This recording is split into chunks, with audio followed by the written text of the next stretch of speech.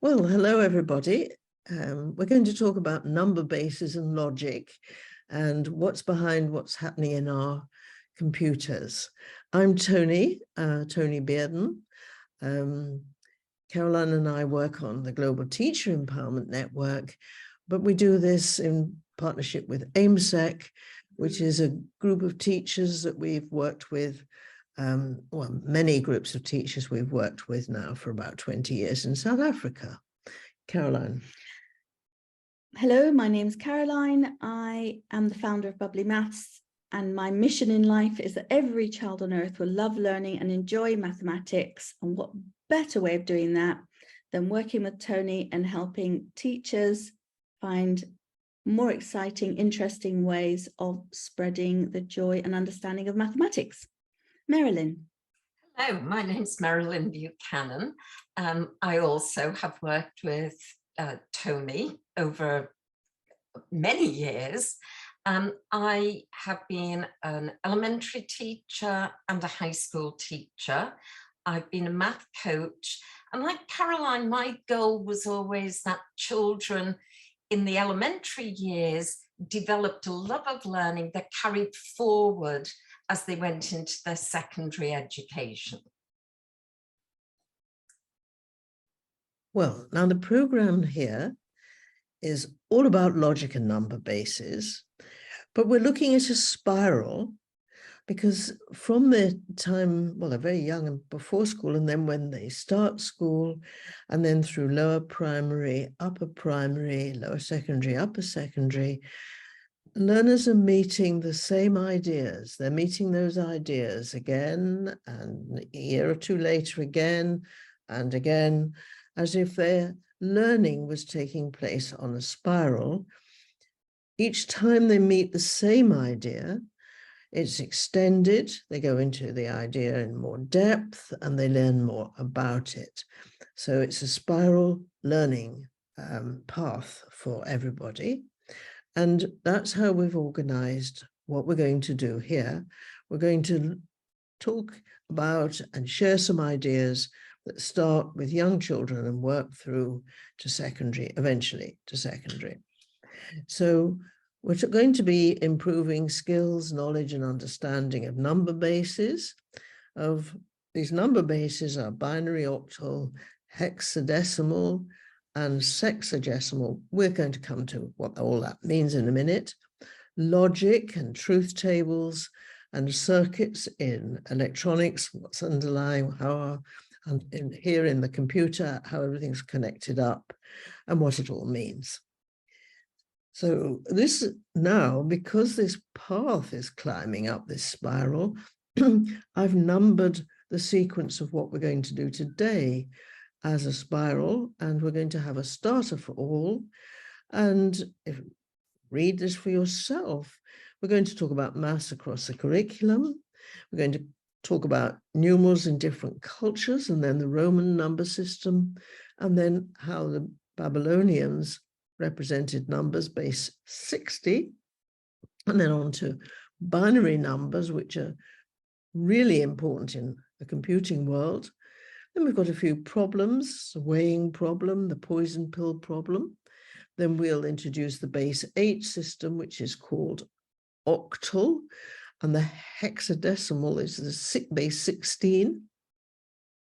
And then we come on to this underlying logic behind the way we think in terms of conveying ideas, the logic, and of our reasoning, truth tables, and various circuits in computers, electrical circuits and Venn diagrams. Then there's a bit more about this problem that we started earlier at number 8. It comes again with a little bit deeper thinking, and there's another problem, a missing number problem, and then finally we will sum it all up and we'll think about how it's all connected and what we've learned. So we're going to be asking you today to wear two hats, the hat of the teacher and the hat of the learner. So do the activities as though you were one of the learners in your classroom, using the skills that they would bring to these activities. Think about how they would approach this. And then wearing your teacher hat, think about how this will impact your practice in the classroom. We also want you to keep in mind this framework that provides structure for a very powerful mathematics lesson. It's do, talk, and record. Now, as a teacher, you will facilitate the doing, the talking, and the recording, but it's actually the learners in your classroom that will be doing these actions. So, as an example, over on the left-hand side, you will see the poison pill problem that Tony has mentioned. This will crop up a couple of times. So let's think about that quickly in this do, talk, record framework. So first of all, you'll present the problem to students. You will ask them to spend some time on their own working on the problem. That'll be the doing. They'll be trying to come up with solutions, a way to tackle the problem. And then they will talk with a neighbor, maybe an elbow partner, somebody across the table, about what their strategy is. They will share. That sharing will then go out to the larger group, more talking about the problem. And along the way, you have students record in their workbooks. And at the end, put in an explanation in their own words about how this problem was solved. This is a lovely starter, which is suitable for all ages. Stop for a moment, look at the picture. What do you notice in this picture? What can you count? Pause the video to give yourself a chance to do this. If you reflect, you can see that this works for early years, where you can simply count dots or count the amount of people on it. And it can also work for much higher level mathematics, where you might be looking at symmetries, at patterns, finding things on this that are relevant to the mathematics that they're learning. Now, particularly in primary school, it's quite useful and really good and interesting for the children that the maths they learn is sort of connected with other subjects they're learning in school. So this is maths across the curriculum, where the picture you've just seen, where you can be talking about the Romans, the Babylonians before them, and how, what was life like in their times. Numbers have been recorded for more than 40,000 years, and numbering systems have progressed from using fingers and tally marks to using glyphs to represent numbers, and then ways that will allow efficient methods of calculation. And number systems have evolved to serve different purposes, to keep count for trading, and for keeping count of time and doing astronomical calculations. Now, the earliest known notations that we found in tombs and ruins from the past, notations for numbers, and this early notation emerged in Mesopotamia around 6,000 years ago.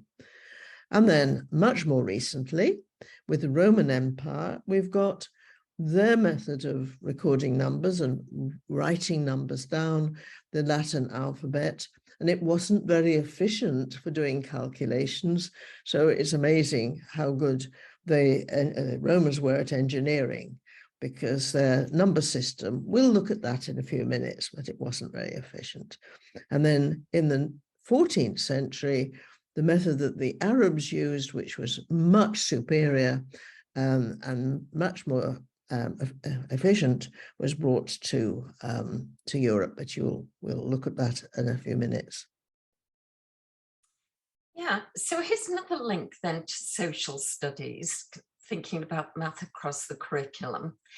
What we've got here are some of the different systems that are used or were used in some cases throughout the world.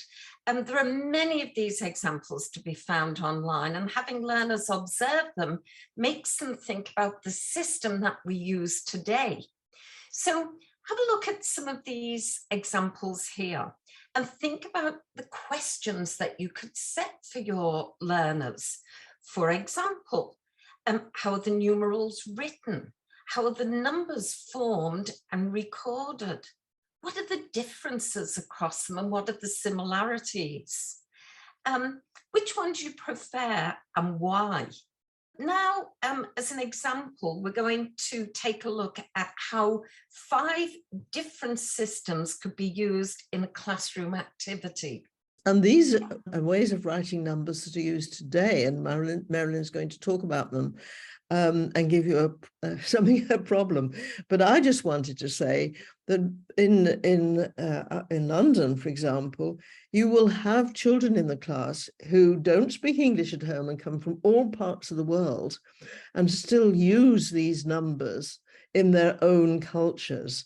So this is why this problem, which originated in London, was devised so that the children would see some of the children would see numbers they recognized. Yeah, and that's why it's a good activity that brings in social studies. Right, so as Tony has pointed out, these type of activities are great for bringing different cultures into the classroom.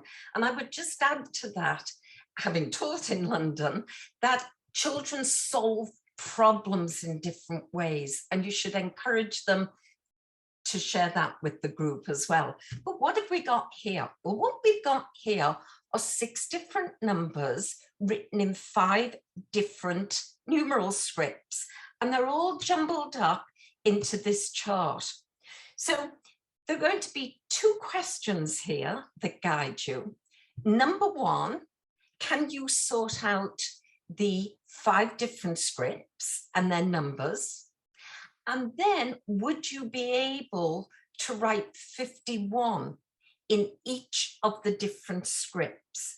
Now, the way to do this is either have a chart downloaded that you can fill in, or quickly create a 5x6 chart. Pause the video and have a go at this problem. Okay, so here's the solution. Did you come up with this? Along the right-hand side, you will see where the different scripts come from. And were you able to come up with 51 in each of the scripts? So did you match these? And are you able to figure out what 51 would look like? I'm going to give you a few clues. If you think about it in the way Sikhs would write this number system, 51 looks like a different number that we have, but it's not the numerals 5 and 1. One that might be the closest, because it has just 2 characters, is the Urdu. And then we'll leave it for you to figure out the others. Now, if you want to pursue this and you want to look for the solution, you'll find it at the link below on the Aiming High section of AIMSEC. We all are familiar with using hand signals. These are just ideas. Have a go while the video's playing. 5, this is for early years learners, and then how did the Roman perhaps come up with 10? Perhaps it was a cross with 5 and 5. 5, it's the whole hand, but not the whole hand. Just play, have a play. And even older learners, just have a play with different ways of representing numbers. this is looking like the Roman system, isn't it, really? And we're going to come on to talk about the Roman system here. So here are our Roman numerals. We've got a list there from what the way we write it, 1 to 10, but written in Roman numerals from 1 to 10 on the left. And I view X-rays with the V for 5 and X for 10. And on the right, you'll see they go from 40 to 1,000 and the different symbols. Where do we see these symbols today? How are they, around us? On clocks and watches, like this is Big Ben here, you see Roman numerals there. And you see there, instead of 4, which is instead of being written as 1 less than 5, it's written with 4 strokes, 4 ones. But more usually the numbers, like 9 is written 1x, and when you have LX, it's 50 for L, and because it's the X is afterwards, it's 50 plus 10, giving you 60. Other places, often on the dates on buildings and tombstones, they are written for some, historic reasons in Roman numerals. But even today on some American coins, you'll find Roman numerals. So here are some questions which you may like to think about, work on. So here, questions like, how would you write 274 in Roman numerals? And then you might like to look at the chart here and answer these questions. How does the Roman system differ from the Arabic? And what do you notice? There are many things to notice about Roman numerals. And can you see from the example how the Roman numbering system works? I've said something about it. As Tony said, the Roman engineers were amazing that they used these numerals to do such They must have done calculations. They must have, yes. Okay, so did you take the Roman numeral challenges? Let's see how you got on with the first set of green questions. So here are the answers. How do you write 55? Well, it's 50, L, the letter L, followed by V for 5. So there's our 55. What do you think the value of this collection of 5 letters are?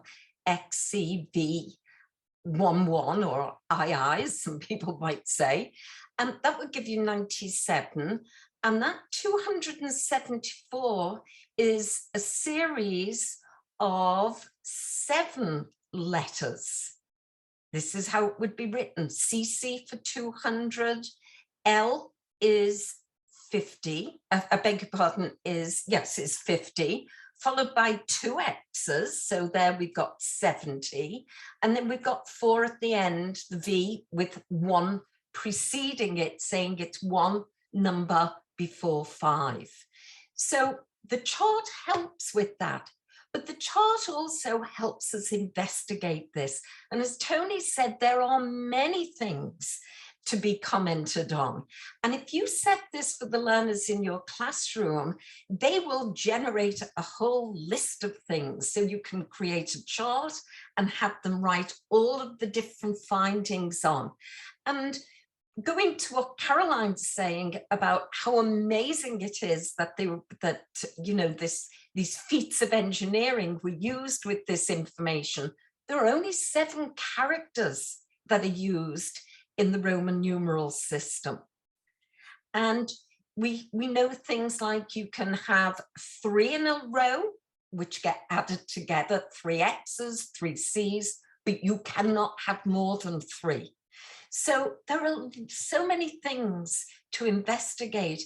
And from the learner's perspective or from a teacher's perspective, what you're doing is having students, children, think about how our system works and how different it is. So lots to be investigated in that Roman numeral system. Looking at calendars, we can see evidence and we can follow the path of the number system. So the Babylonians used base 60. They used it because you can count with your knuckles, 5, 10, 15, 20, 25, 30, keep counting with the 3 knuckles on the fingers. And they were very, very fast at calculating with their fingers. Their calendars were based on base 60. They combined base 60 with base 12. So they had 12 events of 30 days. Those were their months. 360-year cycles. So they had to compensate as well for that. It wasn't perfect, but that was the start. And then the Chinese, they have a 60-year cycle.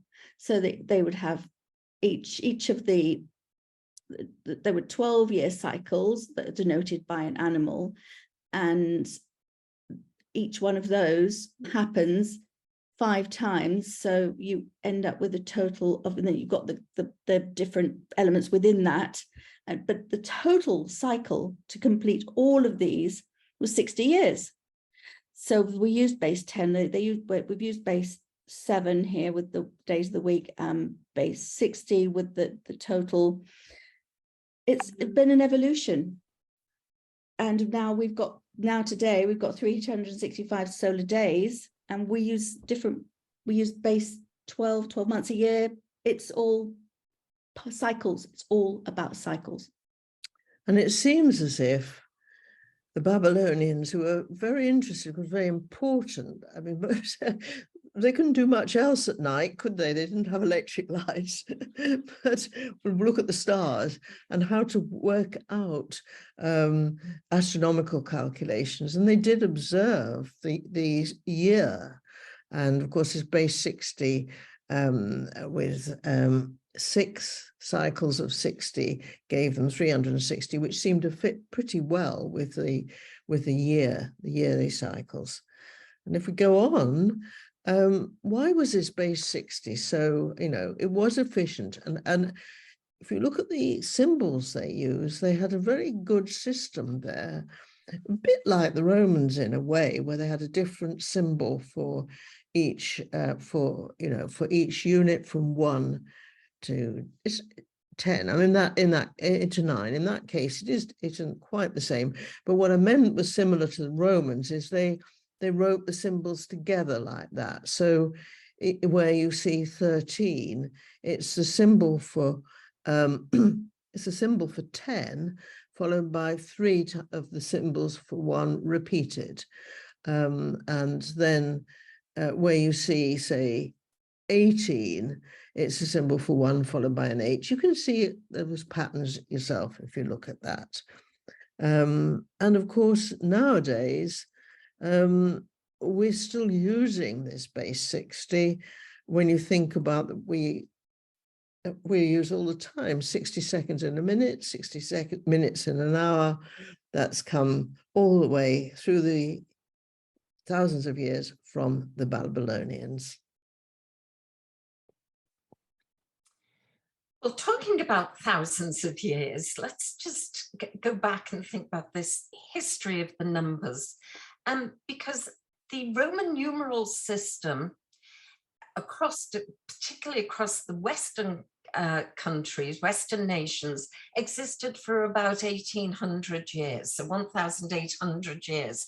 Certainly had the test of time. And it wasn't until about the 13th century that the system began to be questioned and its utility was questioned. So somebody who we're very familiar with is mentioned on this slide, Fibonacci, better known for his rabbits, better known for the golden mean and his sequence of numbers. But he also wrote the Book of Calculations. And so at the beginning of the 13th century, he advocated for the Arabic system. He recognized the value in a place value system and the fact that 0 was used. And 0 does not mean nothing. It's very important. It means a lot in our numbering system. So that, although it was advocated for by prominent mathematicians, the system, the Arabic Hindu system, really took several hundred more years before it was commonplace. And it was at the time of the revolution in France, so the beginning of the 19th century, that the system was improved again with the decimal system that we are more familiar with today. And that was triggered by international trade. Different numbering systems, different weighing systems, different monetary systems did not bode well for trade. And so there was a standardization. Now, the interesting thing is, we're all familiar with the old measurement systems. We all had this collection of multiple base systems. It wasn't only in cuneiform, it wasn't only the Chinese, but think about the measurement systems that you know that are not based on a decimal or denary system. I can think of one straight away. In the UK, our system of measuring length or distance. So we've got 12 inches in a foot, base 12. We've got 3 feet in a yard, base 3. 1,760 yards in a mile, base 1,760. Well, I think it's easy to see why these systems were inefficient. So you think about some of the measurement systems that you know and have used. So where are we up to today? The vast majority of the people on our planet use the metric system. We've gone from counting knuckles to counting 10 fingers. There are some exceptions. The USA used the imperial, the inches and feet and miles. And then in Canada and the UK, we still use some of those terms, but most people use metric. Welcome to Planet You Know. Suppose we meet some aliens, and in their world, they have only signaling with, well, they're only using one finger. How would they record numbers? They do one finger counting, whereas a lot of the time we're doing 5 finger counting or 10. How would they communicate numbers? How would this differ from 10-fingered earthlings? And when they record numbers, how many symbols would they use? Well, we use 0, 1, 2, 3, and so on, up to a symbol for 9. So that makes 10 symbols. But when we're recording 10, we have a 1 and a 0. Okay, so we use 10 symbols. How many would they use? How could they use thumbs up, thumbs down for the number 3? And can you figure out from this table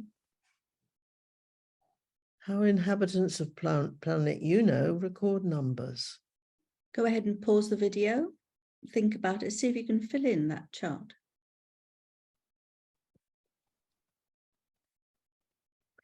Now, what's the 1, 0 mean? It's certainly not 10. That's our system. So just let's do those two. 1, 0 means a 2 and a 0. As you see, it means 2.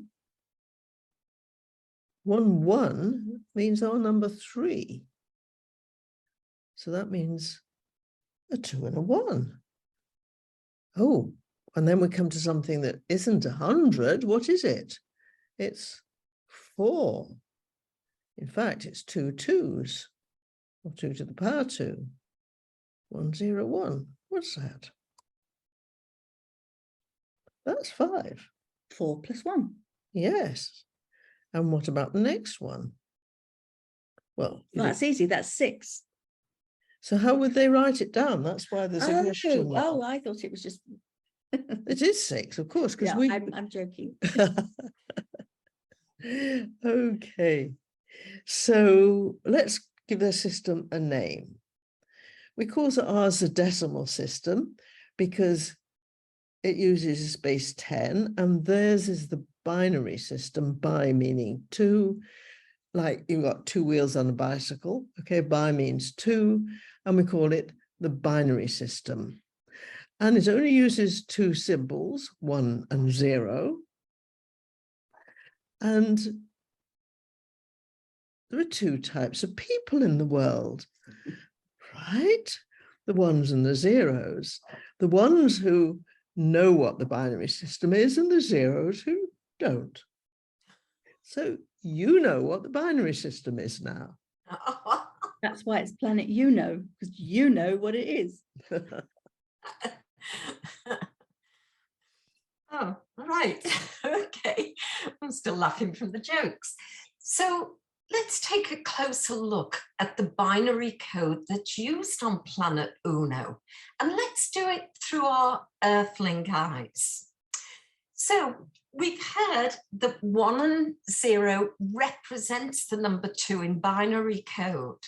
So the one thing that is similar between our decimal system and binary is that when we have 1, we just have 1. We have 1 additional 1 all on its own. But in the binary system, once we add another 1, we have a full set, right? So what we would call 2 is 1 full set. And the same way as we would record 1 full set of 10 fingers, we write it as 1 full set and 0. So just to be clear, because that is going to be the basis of what we do. So we are operating in base 2 binary. Our next number, as Tony pointed out, is 100. So we're thinking of the columns as we know them. Column of units, a column of full sets, a column of a 3-column group would give you what you've got in the units, what you've got in a full set of 2. Do we have 1 full set or do we have no full sets? When we move to our 3rd column and we put 1 in there, it represents 4. So 100 is a full set of 4, no sets of 2, and no sets of 1. And of course, we don't call it 100, we call it 10. And we call it 100 because they don't have hundreds. And so we build it this way. So we have to think about what do those column numbers represent. So 111, what does that represent? We've got units, we've got full sets of 2, and we've got full sets of 4, or 2 squared, 2 to the power of 2. So what would that give us? It would give us 4 in Earthling talk, 4, 2, and 1, which is C, which is 7. But what happens when we expand those columns? What happens when we have a 5-column number, 1, 0, 0, 0, 1? Well, starting as we normally would by thinking of our number from the units getting bigger, what do we have in 1, 0, 0, 1? Think about this. Pause your video and see if you can come up with the answer. Well, 1001 represents one of the numbers 14, 15, 16, or 17. But which one? Before we answer that, let's go back and look at the chart that we have. We can see that 2, which is 2 to the power of 1, is represented on Planet Uno's binary system by 1, 0. 2 squared, 2 to the power of 2, we would call 4, and on Uno, that is 1, 0, 0. 8 on planet 0, because now we are looking at these base 2 numbers and we're looking at the powers of 2. 2 to the 3rd power, 2 cubed, is 2 times 2 times 2, which we would call 8, but on Uno would be recorded as 1, 0, 0, 0. We've got no extra 1s, we've got no 2s, we've got no 4s, we've got 1, 8. So what would be in this sequence? What would be 1 followed by 4 zeros? What we would call 10,000. 1, 0, 0, 0. Well, it would be 2 to the 4th power, which would be 2 times 2 times 2 times 2, which is 8 times 2, which would be 16. So if the 10,000, the 1, 0, 0, 0, 0, right, is represented by 16, then can we answer that last green question? Yeah, it's 16 plus 1 extra. So it's 17. So we have to keep that in mind as we look at these columns to be able to convert binary to decimal. Time to use and apply. We've got a problem for you to solve. Ram has 15 coins. They are all the same kind of coin. They have the same value. And he puts them into 4 bags. He labels each bag with the number of coins inside it, so he knows what's in each bag. He needs to be able to pay any sum of money from 1 coin to 15 coins using 1 or more of the bags. So either 1 bag, 2 bags, 3 bags, or 4 bags, without opening any of the bags. So how many coins did he put in each bag? And what could this have to do with the way computers work? Pause the video, see if you can work it out.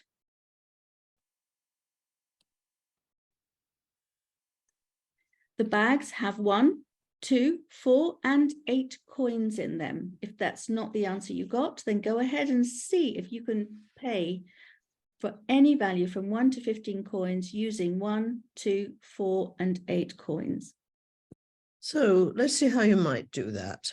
And let's extend that to see if you can go on beyond 8. You can go on to 16, you can go on to 100 or 60 or 100 or more. How can you do it? Okay, so let's think about weighing. This isn't the same as the money bags, but you'll think about having these numbers and what is its link here. Okay, so we've got to do some weighing. We've got to weigh these masses from 1 to 60. And as I say, in a way, we're extending the last problem. So if we want to weigh an object of 1 unit of mass, we put the object in one of the scale pans and the weight in the other. Now, if we want to weigh something that weighs 2 units, we can't do it with just 1 weight. We have to have a new weight now. We have to have a 2. And so now we have a 1 and a 2. Now we can use this 1 and a 2 now together, and then that will give us 3, but that's the most we can weigh with our 1 unit of weight and our 2 unit weights.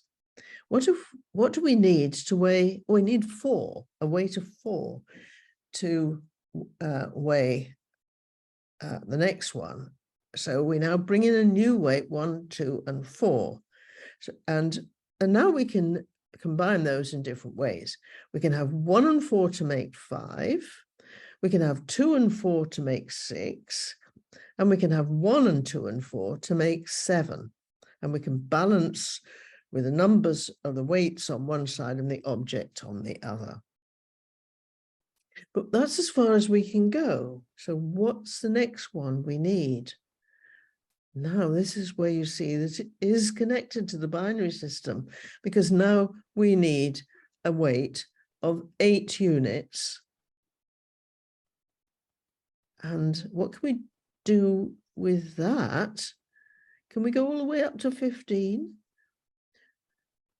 I think we can, because if we add 1 and 2 and 4, making 7, and then we add an 8, that gets us up to 15, but that's as far as we go. And you might then guess that we're working in binary. So the next weight we'll need is 32. And what pattern are you beginning to build up here? Can you explain it?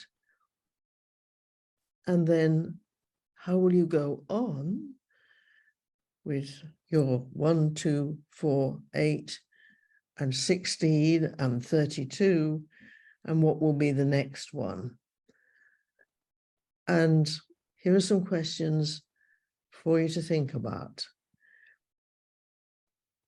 It's all connected with binary numbers. Go ahead and pause the video and see if you can answer all those questions. Now we're going to go on to a different system and a different problem. This is going to be a different base now that Marilyn's going to talk about. Right. So are you ready for a weightier problem?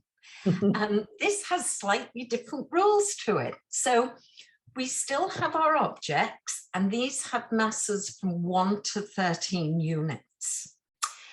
And the weights that we have can be used both in the left-hand pan and can be used in the right-hand pan. So we'll put our weights only in the left-hand pan, but into the right pan, we can put the object and we can use the weight to maintain that balance. So let's see how it works. First, 5 masses are done for you.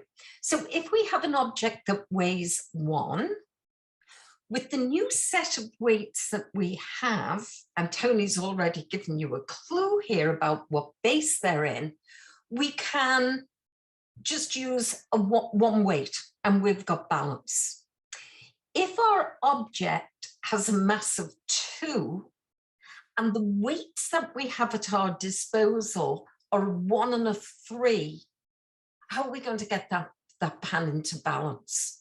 Well, we can put the object in one pan, and on the left-hand pan, we'll be able to put our 3 weight. But what's going to happen then?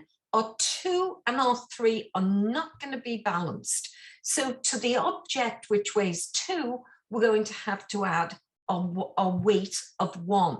So we've got 3 in one pan, and we've got our object weighing 2 and a weight of 1. So now we're back in balance.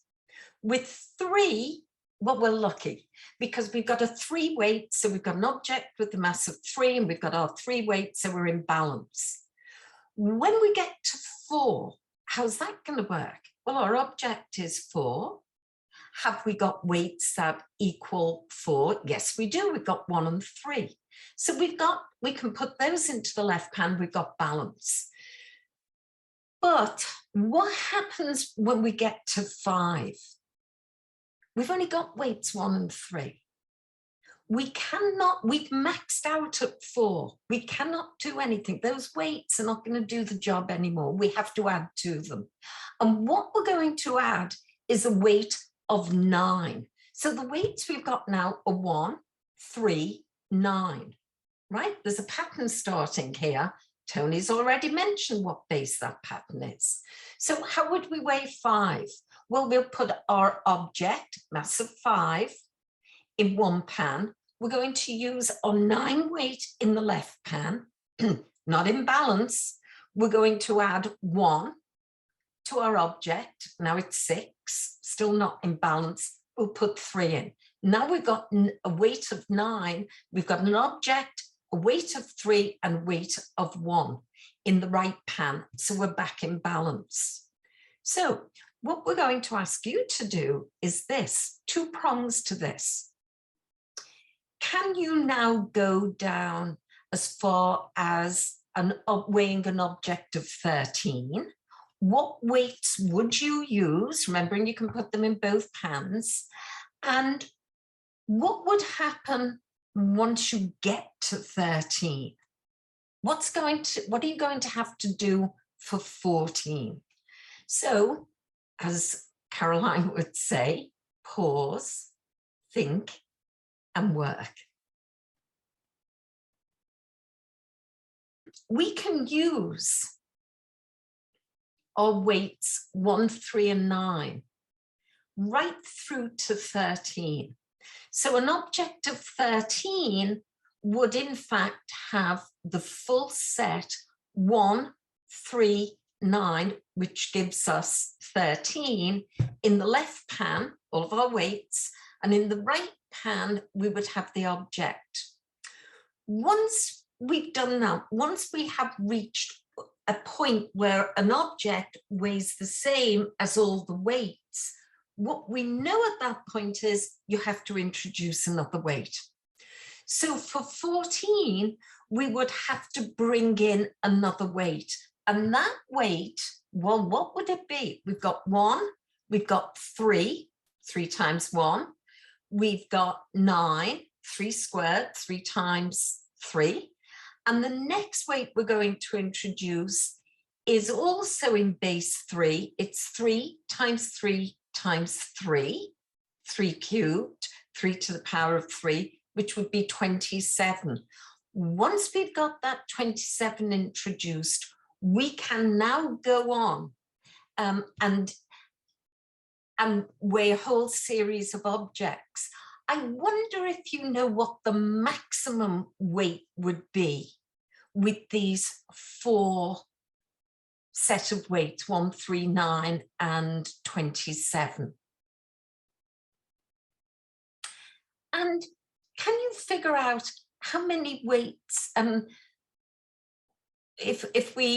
many weights we would need if we wanted to weigh an object that had a mass of 1,000 units? Can you figure that out as well? So this is quite a challenge, and it's a good time to stop, think about what you already know, and how you can answer the rest of these questions in green.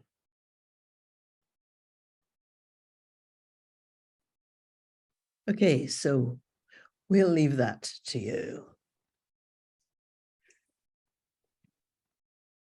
Marilyn, this is yours. Oh, this is mine. Right, well, we've still got our balance on the go. Oh, this is one of my favorite problems, particularly with the younger learners.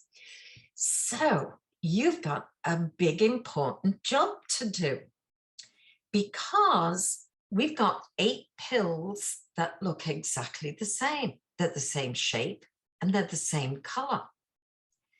But one of those pills happens to be a poison pill. This would be disastrous if somebody took this. But we are lucky because we know one thing about this poison pill. It happens to be heavier than the other 7 pills. Now, we've still got our wonderful, useful 2-pan balance, and we can use that to weigh the pills. But the evil witch tells us that we can only make 2 weighings. We can only use that balance twice. How are you going to find and remove the poison pill? This is a wonderful problem for the classroom. You know what to do? You're going to stop and think. Marilyn has given us a challenge, and here is the solution. So we're going to put 2 pills aside to start off with. We're going to use our first weighing to weigh 3 pills against another 3 pills. So we have 2 possible outcomes. They'll either weigh the same or they'll be different. If they weigh the same, then that means those 3 pills were equal to the other 3 pills, which means our poison pill is in one of the 2 that we set aside. Well, we've got 2 pills, 2 sides of the balance, so we can very simply put one of those 2 pills in each of the sides, and boom, we know which one is heavier. Now, the other situation is if those 2 sets of 3 pills weigh a different amount. So what do we do then? Well, we put aside, first of all, remove all the ones that we know weigh the same, because there's only one pill that weighs more. So that'll be the pan that weighs more. Move everything else away and split those 3 pills into 3. Again, if you put 1 pill in each pan, if they weigh the same, then you know the 3rd pill that you've put very safely to one side, you don't want to mix it up with any of the other ones, that one's the poison pill. Dispose of it carefully. And the other situation is the 2 pans weigh a different amount, in which case you know that one of the pills is in which pan it's in, it weighs more. That's the poison pill. Take that, dispose of it quickly before any child accidentally ingests it. That would be the big disaster. And you got your solution. Okay, so now we're going to look at a new number system, and this is comes from another planet where it's a planet octal, where the inhabitants have 4 fingers on each hand, and so they have a base 8. Some similarities and some differences to what we've seen with base 2 and base 3 and our own base 10. Now, the octal or base 8 number system uses 8 symbols, and they represent 0, 1, 2, 3, 4, 5, 6, and 7. And it's sometimes used by computers. The decimal system, in our system, 9 is 8 plus 1. And that would be, in the octal system, it would be 1, 1. The one on the right meaning 1 unit, and the one on the left meaning 1 whole set, which is 8. So instead of 10 fingers, it's 8 fingers now. Now here is our decimal system compared with the octal system, so you can see what the equivalent is. So they're exactly the same up to the number 7, 1, 2, 3, 4, 5, 6, 7, counting. But when we reach 8, in the octal system, it becomes 1, 0.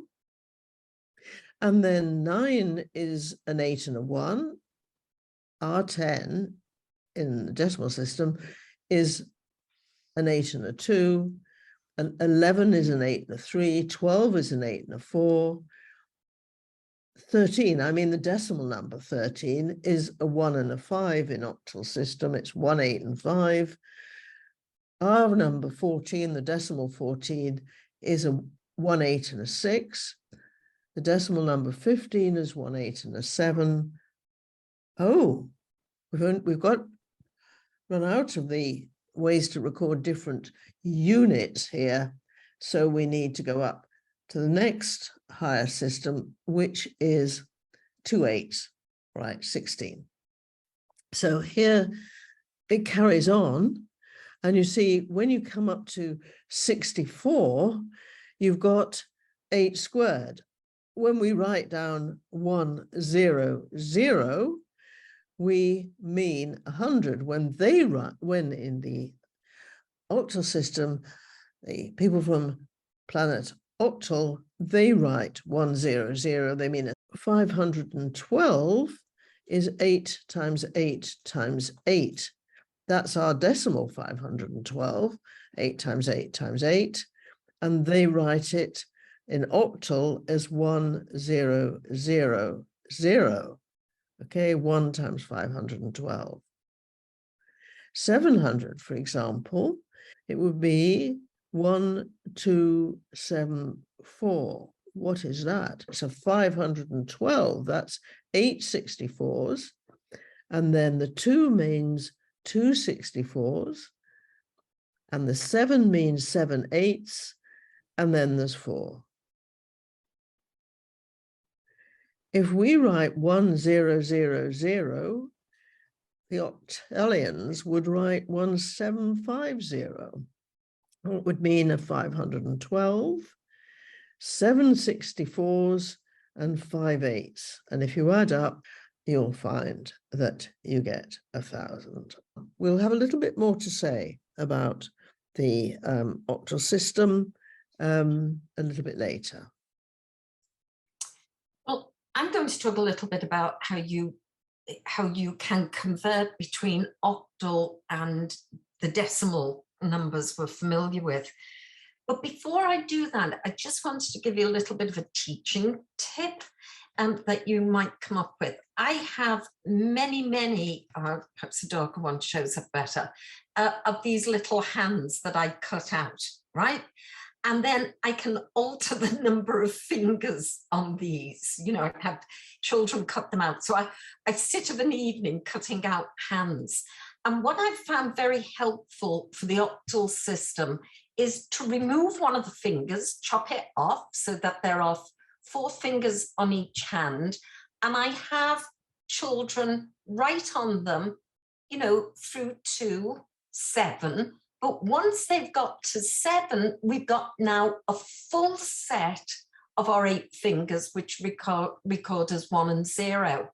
And when we turn over, we can count on from 1 full set, what we would call 8, but 1 0 in octal. And then we write the rest of the numbers so that students realize that by the time they have got to 2 full sets and record that as 2 0, it's really only 16 in what we would call in our earthling decimal counting. So that helps students. But as they move on, we want to be able to show them how they can convert between the 2 systems, between octal and between decimal. So if we take a look then at this chart on the left-hand side of your screen, which shows an octal number 653. What we need to do is to unpack that number. And when we unpack it, we're going to be able to convert it to decimal. So what we know about on the most right-hand column where we have 3, it's in the green box, 3, what we've got there is a number that is less than a full set of 8. So it's 3. It's 3 additional units, and we will think about that. In our middle column, we now have full sets of 8. And what have we got here? We have got 5 full sets of 8, 40, right? And in our third column, also in green, where we've got 6, it's not 600, but it is 6 sets of 8 squared.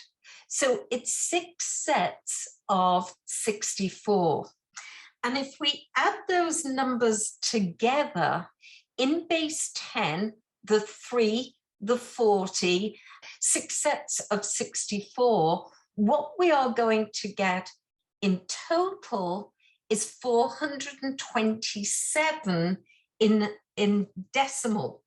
So our total in our own numbering system would be 427. And again, just going back, we've got 3 additional units, we've got 5 sets of 8, and we've got 6 sets of 64. So in total, when we add those together, we'll get 427. Right, so it's 483, the 664s. Now, in reverse, if we take 670, our decimal number, our denary number, and we want to convert that to octal, what do? Well, there's one thing to remember here, and it's remainders. So what we are working with all the time are the remainders. We're going to keep removing full sets of 8 and see what we have left over. So we start off by taking the full number, 670. We divide that by 8, and what we find we get is 83 with the remainder of 6. So that remainder of 6 is 6 of these fingers that we see here. It's not a full set, it is there are additional units, 6. So we take our 83 and we find out how many full sets of 8 are in there. And we have 10 with the remainder of 3. Now, to avoid confusion, it's very important when you're working with your learners to get them to record the answer from the onset. So 6 goes in what we think of as our units column. Next, we have 3 full sets of 8. That's going to go in our second column, moving in, because we're writing that number, or we're thinking about that number from right to left. It's getting bigger and bigger. So far we've got 6 and 3. We had 10 full sets. We're going to divide that by 8. We have 1. 8 goes into that once. We can remove another full set of 8, and it gives us a remainder of 2. So we're going to record that 2 in front of the 3.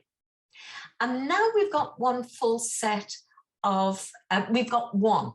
When we divide that by 8, we don't have any full sets, so it's 0, and we have a remainder of 1. So we're going to put that 1 in. We've now got reading from the bottom up, or across, if we've had students, children recording this, learners recording this, we've got 1, 2, 3, 6 in base 8, which equals 670 in base 10. So what we've got when we look at these numbers, and these are the bubbles, the 4 bubbles down the side, we've got, first of all, we had 6 units over. Then we had 3 times 8, 3 full sets of 8. From that, we found that we had 2 full sets of 8 times 8, which was 8 squared, or 64. 2 full sets, 64. And we have finally 1 set of 8 cubed, or 8 to the power of 3, which is 512. And if we add our 512, 2 lots of 64, 3 8s, 24, and 6, we will get 670, right? That's, you know, our decimal number. So they are the algorithms. We can do that conversion easily, but not until our learners fully understand what's happening with these different bases and the significance of 8. 8 to the power of 0, 8 to the power of 1, 8 to the power of 2, 8 to the power of 3, etc. So we're going to go up to base 16 now. If we had 8 fingers on each hand, as you see in that sort of rather horrible picture there, skeleton hands, we are going to be talking about the hexadecimal system because it's sometimes used in computers along with binaries, but they are the main system, binary numbers for computing. Now the table gives us important information here. So what we have as powers of 16, 16 squared is 256, 16 cubed is 4096 in our decimal system, but it's written 1000 in the hexadecimal system. And that means hexes 6 and decimal 6 and 10, making our base 16. And this table shows you sort of equivalence now between the two systems. So up to 9, of course, we're using the same symbols. But then for 10 up to 16 or 15 rather, they actually in this hexadecimal system need some different symbols. So they in the hexadecimal system use something like A, B, C, D, E, and F. And then when you get up to 16, you write that as 10 again. And so it goes on up to 19, or not 19, but in hexadecimal, 16 and 9, which is our 25. And then 26 is 1A, 27 is 1B, 28 is 1C in hexadecimal, and so on. So just as Marilyn showed you with the octal here, you divide the decimal numbers by 16 this time, and the remainders give you, at each step, they give you the hexadecimal system. Just to summarize, with binary, you've got two numbers, 2 digits, 0 and 1. With octal, base 8, you don't use the 8, just like in decimal, we don't use the 10. 0 to 7, decimal, you've got 0 to 9, which we're familiar with. Hexadecimal, you've got 0 to F. I would like to add with the hexadecimal, it is very much used in computer language. You just don't see it. They're used for macros, it's used for assembly language, it's used for the core of the processing unit in the computer that works on hexadecimal. Okay, so we're going to have a little bit of a shift now. We've realized and heard so many times that bases are very important in computing, but so is logic. And in particular, Boolean logic or Boolean algebra underpins a lot of what happens in computing. So I'm going to do a little diversion and tell you about a mathematician. It's important to know about the history of numbers, but it's also important for students to know that there is a history to mathematicians and the ideas that they introduce.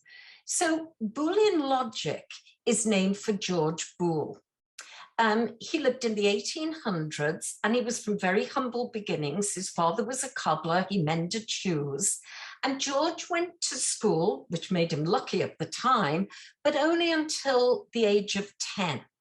After that, he was still interested in learning, and his father taught him things. A local bookseller taught him Latin, and he self-taught himself modern languages. So he's building up his knowledge base. But by the time he was 16, George's family had fallen on hard times. And George left home and he moved to a couple of places, including Liverpool, where I and Tony are from originally. And while he was there, he joined a society that allowed him to borrow books from their library, attend evening classes to hear people speak on a variety of topics. And during those years, he was a student teacher. He was learning to be a teacher. When he was 19, 3 years later, he moved back to his hometown and he started his own school. He was very interested in how to solve the social problems of the time, and he became quite a prominent figure in the town.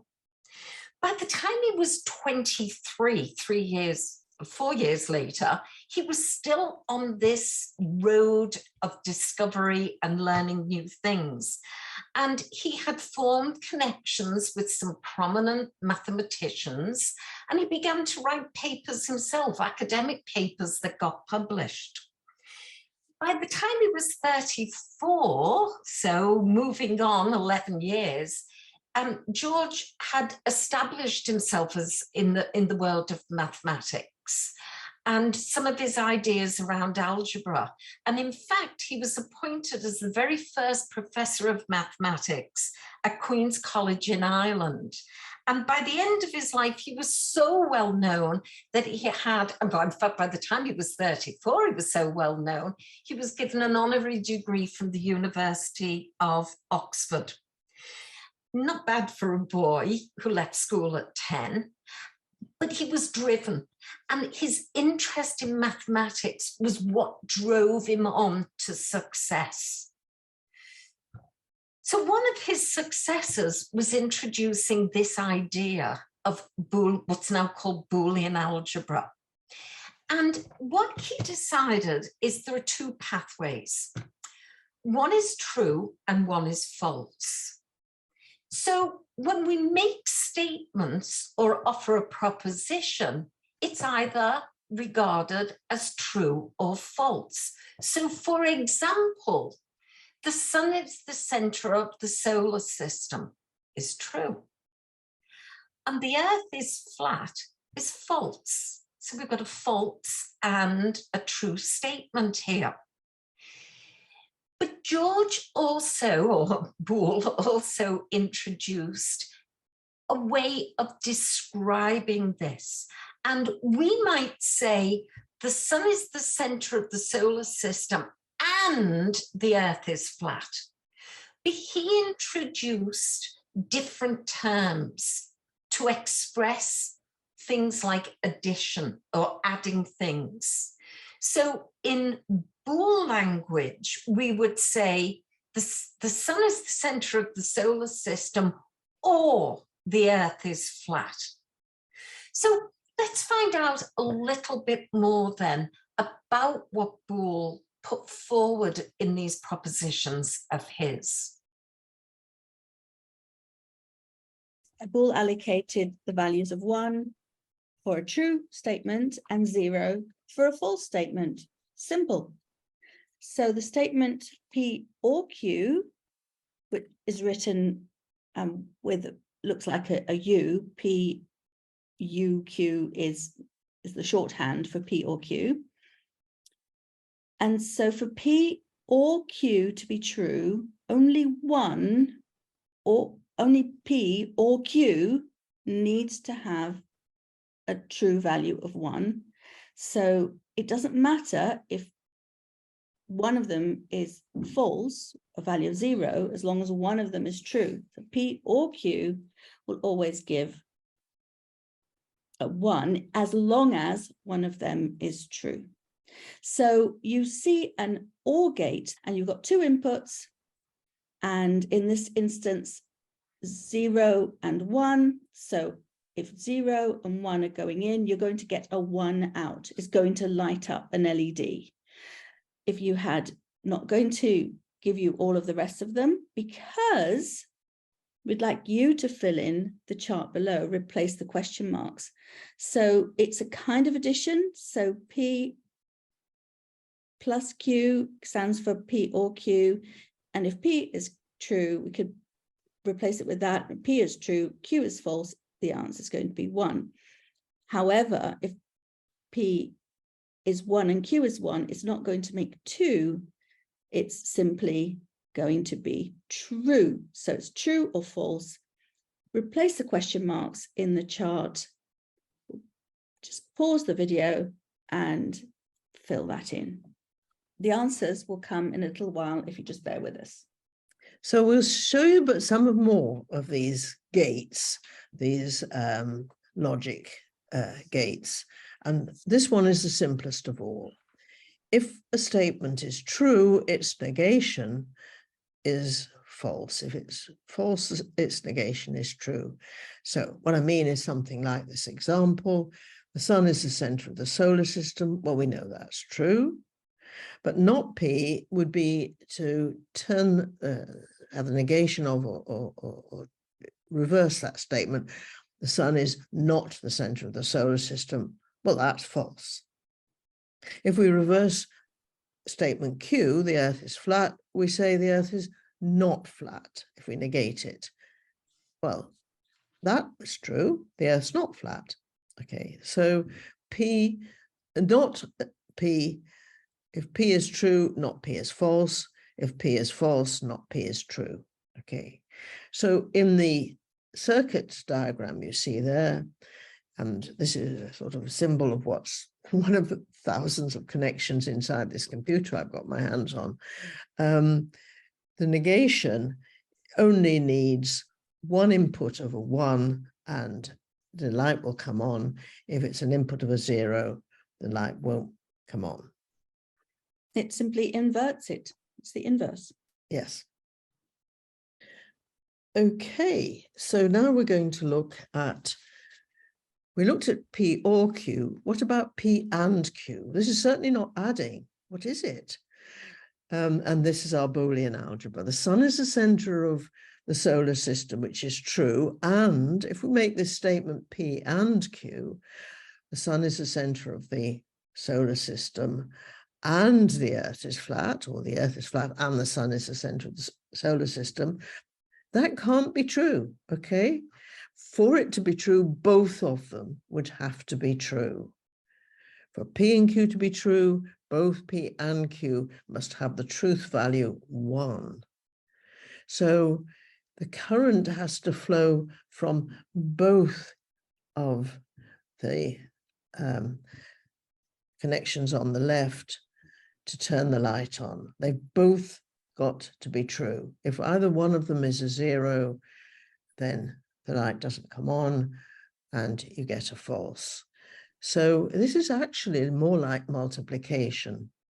And for the OR symbol, the U meant union, and you'll recognize this in a minute when you see some more diagrams. This symbol is the intersection. This is P and Q is represented by this, this symbol, which means the intersection. And this is more like multiplication. So the two zeros multiplied together give you the same as 1 times 0 or 0 times 1. They all give you 0. And it's only when you get 1 times 1 that you get 1. Okay. And so this corresponds to the circuit and truth table that we're showing on the right. And maybe you'd like to fill it in. Pause the video because the answers are about to be revealed. So now we have, on the left, we have all the truth tables. The not P, you've got the P and Q, and you've got the P or Q. You can see the circuit diagram representations of them. And on the right, you have Venn diagrams. So the top one, it's P is either true or not true. In this case, P is basically it's the inverse. Everything inside the circle is P, and everything that's not P is not P. It's just the inverse.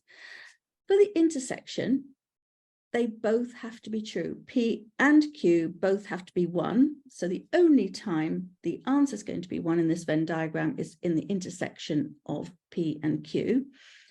And the last one is P or Q. So the only time it will be 1 for all of the instances except when it's not P or not Q. So outside of the two intersecting circles, you have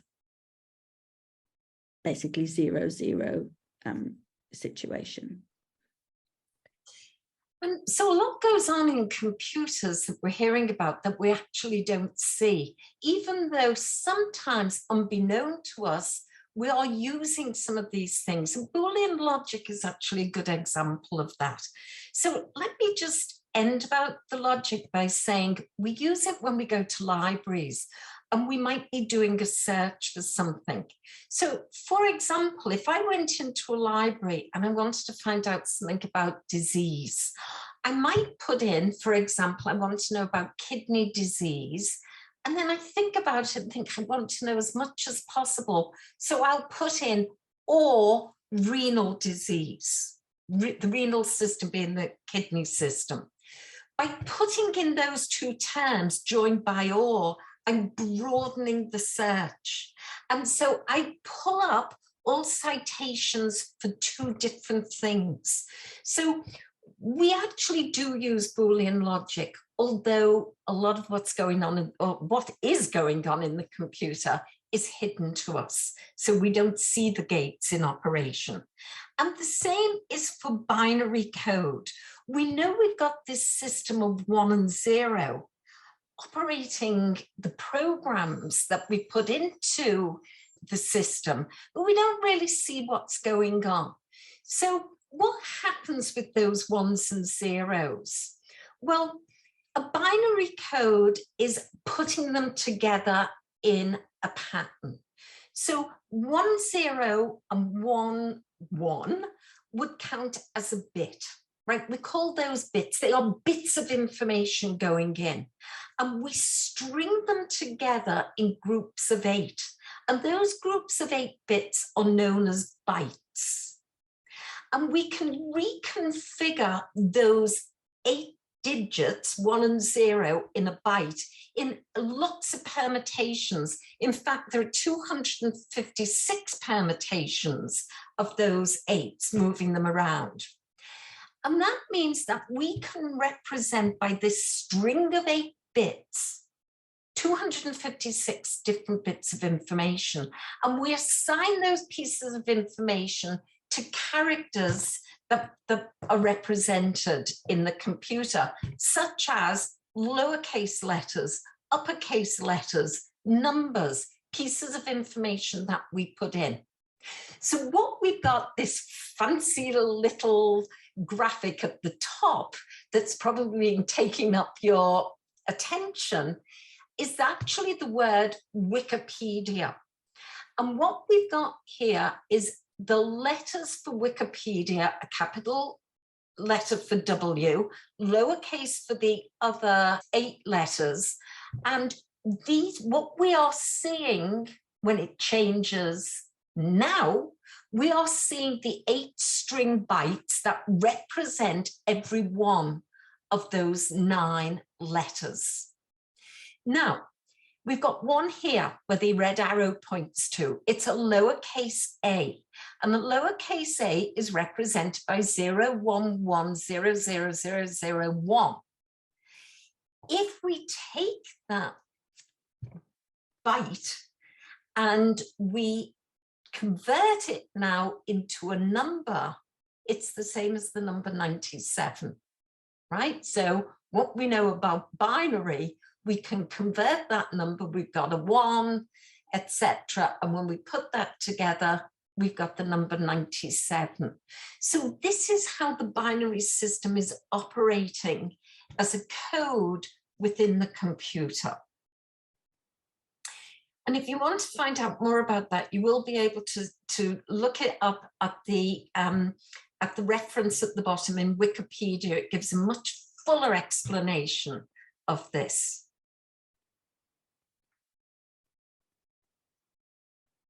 We've got another challenge. We've got Marilyn's poison pills again, but now we have to identify the poison pill with 3 weighings. So that sounds good, right? The only thing is we have 16 pills. They all look the same shape, same size, same color, but one is going to be the last pill you ever take if you take it. So it is heavier than the other 15. And we have 3 weighings on a balance to identify the poison pill. So how can you find and remove the poison pill? Pause the video and work it out. Well, you might have thought, for the example we had of 8 pills, must be something like that. Well, we could only put 2 aside because the way we made a decision about if one of those might be the poison one, it'd only take one extra weighing to find which one it was. So we reduce it to 7 and 2 sets of 7 pills, and we weigh them against each other, putting 2 pills aside. Now, what happens is either the 2 sets weigh the same or they weigh different. We've got, now we're thinking of a binary system. So if they weigh the same, then the second weighing will show us which of the 2, well, if they weigh the same, then it means the poison pill isn't amongst the 2, so 14 that we've weighed, okay? And so we have reduced our problem from being a problem about 16 to being a problem about 7, and we know they're safe now. And we now reduce this to 2, and we now have to have a second weighing to show which of those 2 is the poison pill. Now, if they are actually different, then we don't know which is the poison pill, but we know it's amongst the 7, which were the heavier set of 7. So we reduced it from 16 to 7, and we were now going to do 2 sets of 3 and put 1 aside. Now the 1 aside, keep it safe because it might be the poison one, but we don't know. If the 2 sets of 3 are the same, then that is the poison pill that want to be put aside. But if we can identify the set of 3 and because they're different, then we know one of those sets has the heavier set, has the poison pill amongst the 3, but we don't know which one it is. So we have to do another weighing. That's why we need a third weighing. And so now we put 1 aside and we weigh 2 pills, 1 in each side of our scale pan. And if they're the same, then it's the one we put aside that's the poison pill. And if they're different, then the heavier one is the poison pill. So we can do this with 3 weighings. And we can do more. For 32 pills, the problem can be solved with 4 weighings. It's all about powers of 2. We're in binary. For 64 pills, you need 5 weighings. And in general, for whatever power of 2, that number of pills, let's say it's 2 to the n pills, where n's greater than 3, you need 2 to the n minus 1 weighings. Back to our alien worlds for what is our final challenge for this workshop.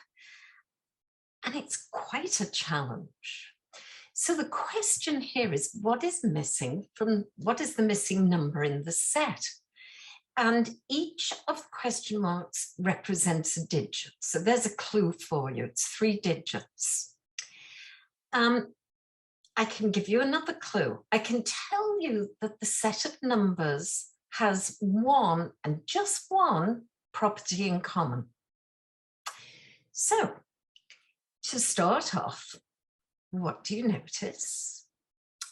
Can you replace those question marks with digits 0 to 9? And what might the elements of the set have in common? So take some time to think about this, and I'm going to pop in with some clues.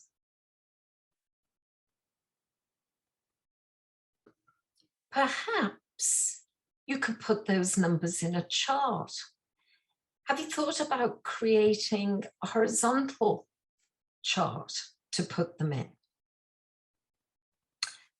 Another clue I might throw out to learners would be, think inside that box.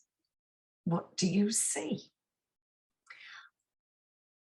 And another question I might add is, where did you start? did you start with 1, 0, 0, 0, 0? Or did you start with 1, 0? And will that make a difference? There's a lot of conversation to be done here, and it fits wonderfully into the do, talk, record framework. So here we are, all the number 16 in different bases. So we've got base 2, base 4, base 5, 6, 7, 8, all the way through to 16. Which one's missing? Pause again in case you hadn't got this far. If you don't have it, now that you know which base it is, and there you have it. Base 3, 1, 2, 1 in base 3, number 16 in all the different bases from 2 to 16. Okay, so now let's review what we've been doing. We've been looking at different symbols for writing numbers down, and you've got a couple of examples here in Japanese and in a number of others in, well, Arabic and on the left, okay. And you can all see on this the different things that we've been talking about. I don't need to talk about them all now. So think about this for yourself. Which one stands out for you? Which ones would you use with your learners? Depends, of course, on what age group you teach, but there's something very important is happening in South Africa, and that is that they are introducing, the South African government is introducing a new course. It isn't a mathematics course. The learners will continue to do mathematics, but this new course is about robotics, okay, and computing. And it starts right with the smallest children in primary school. It hasn't yet got through to the 16, 17-year-olds, but it's being introduced year by year into higher grades. And some of the mathematics teachers are actually teaching this course. So we thought it might be quite useful for South African teachers to meet these number bases and to see how they underlie what's going on in computers. And certainly, if none of the others, to teach their learners about base 2. But they, after sitting through watching this video, you'll have a good understanding of all these different number bases. My favorite was I like the two challenges with the 15 coins, paying for something with 15 coins in the 4 bags, and then extending that. And then I loved the poison pill. Poison pills are very engaging, especially the way you introduced it, Marilyn. It was ooh, this is going to be exciting. Yeah, well, as an elementary school teacher, you've always got to hook them in with the story, get them interested. But like Caroline, my favourites are the poison pill, which I always have to use, more for me than the students, I have to say. And I love the coin one, because I know students or children, I keep falling into the term students, but our learners are capable in elementary school of solving these problems, and they lead to great discussions, and they learn so much more from the discussion than they do from me explaining how you would solve these things. So I'm with you, but I love bringing in the history of numbers as well. I think that's very important. So what we have here on this slide are some very important and valuable links for you. So if you are looking for to find out more about these particular problems, but also looking for more problems that are similar to what we've used today, here are some links for you, and you will see that they are from Aiming High, which is part of the AIMSEC website. You'll find that information and the problems in there. And as I mentioned before, if you're interested in finding out more, particularly if you're going to be doing anything on coding or in technology, then Wikipedia has some very good information. So here are some valuable links for you. Well, there are free downloadable resources on the Aiming High website. And amongst them are what we call inclusion and home learning guides. Now, inclusion means that every single learner in the class, low attainers, high attainers, the real high flyers, there's something there for everybody. But if you're doing this at home, then there's something for younger children in the family, something for the teenagers and the 17, 18-year-olds as well. So there's notes for teachers, there's worksheets for the children, there's key questions which give teachers hints on what they can ask, the sorts of questions they can ask in the classroom, and there's diagnostic quizzes. For more videos like this one for different topics in mathematics, you can find other GTEN workshops on the AIMSEC YouTube channel, which we call Maths Toys. And every day on our AIMSEC Facebook page, you will see a different starter for your lessons. If you want to come to other GTEN workshops, the live workshops, then just send a message to admin@aimsec.ac.za, and they will put you on to the GTEN Teachers WhatsApp group, and then you'll get information about our workshops or about our AIMSEC courses if you're interested. Well, it's now time to say goodbye. Goodbye from me, but here we're giving you all the ways to contact AIMSEC and to contact us if you wish to do so. Goodbye. Thank you for joining us. Yes, and goodbye from me also. Happy math experimenting and discoveries to you all.